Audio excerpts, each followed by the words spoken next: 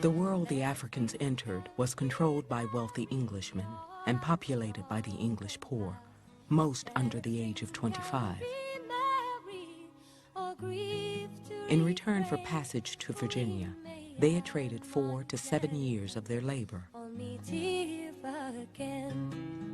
They were bound to a master by an indenture form, a contract that defined length of service and the conditions of servitude.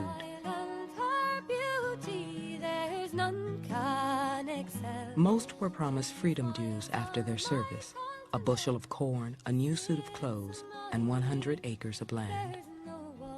Under Virginia's head right system, a planter was entitled to 50 acres of land for each servant brought into the colony.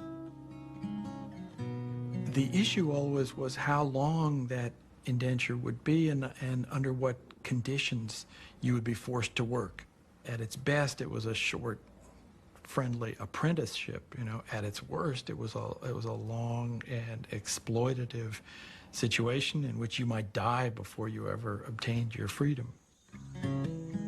By 1622, 3,000 new settlers drawn by the opportunities of the tobacco boom had arrived in Virginia. 2 years later, the first Negro child was born in the colony. He was named William Tucker, after a Virginia planter.